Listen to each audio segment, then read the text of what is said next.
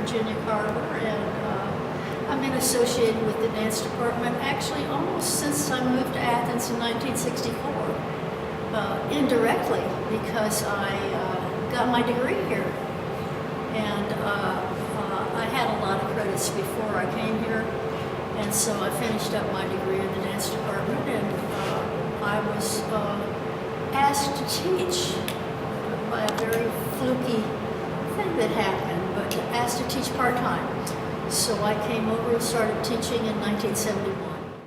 When we used to do concerts in the Fine Arts Building, and we used to do one large concert a year, and it had quite a variety of dance in it. It would have some ballet, maybe some jazz or theater forms, and some modern in it. And then things changed a little bit, and then we began to get a modern concert and a ballet concert. What I like about the spring concert that's coming up is that we're kind of back again to that variety. I mean, there will be some ballet in it, and there will be some modern in it, and there will be some maybe a theater piece, and so there'll be a nice range of variety in there for people to come see.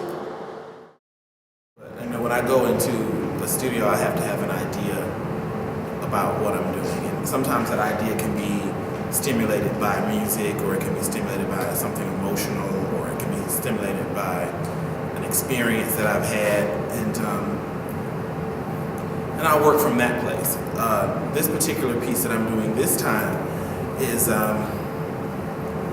it comes from a number of places. I wanted to look at, well, I have my own company in Atlanta. It's called Lift, and it's all male.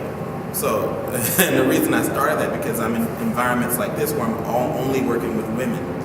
So, you know, when I'm here, I have to always create some sort of reason to work with, you know, with women. I'm not a woman. I don't understand, women, but I'm always having to create these worlds where only women live, and that's not very realistic. So, this time I decided to create the experience of what women deal with when they're involved with emotions toward relationships that they may be involved in, or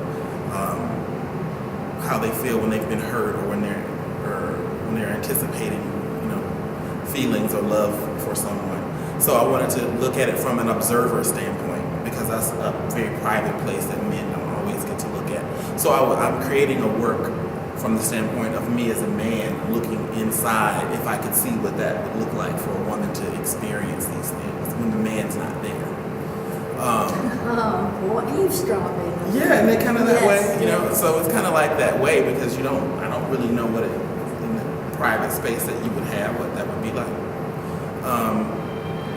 And so musically, I was very pulled into the lives of Amy Winehouse, who recently passed away, and Etta James, who recently passed away, who's my dad's favorite woman ever. It's crazy.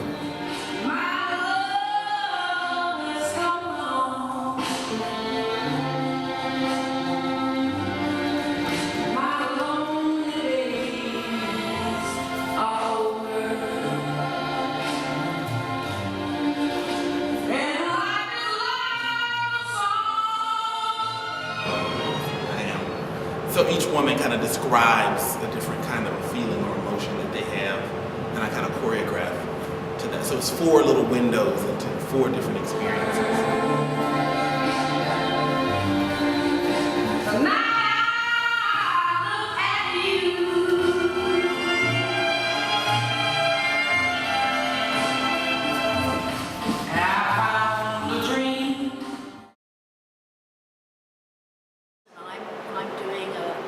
Guest artist piece. I haven't choreographed for 20 years, and I'm having a wonderful time.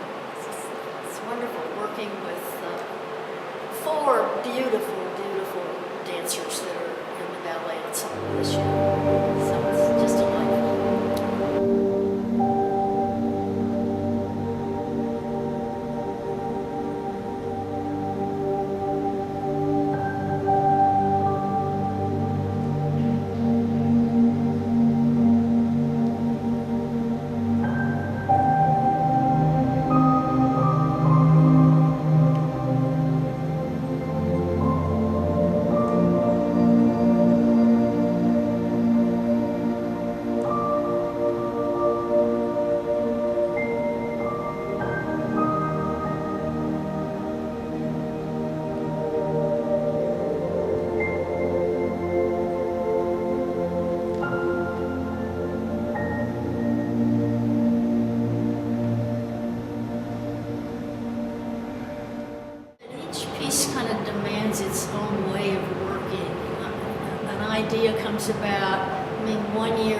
piece with these 10-foot scarves because Ed Lambert in the art department wanted to know if we'd like to use these, and so that was the spark for that, and we worked with that. One year I found these charming white dresses out at the mall for $10 a piece, and so I thought we'd do a little Victorian piece.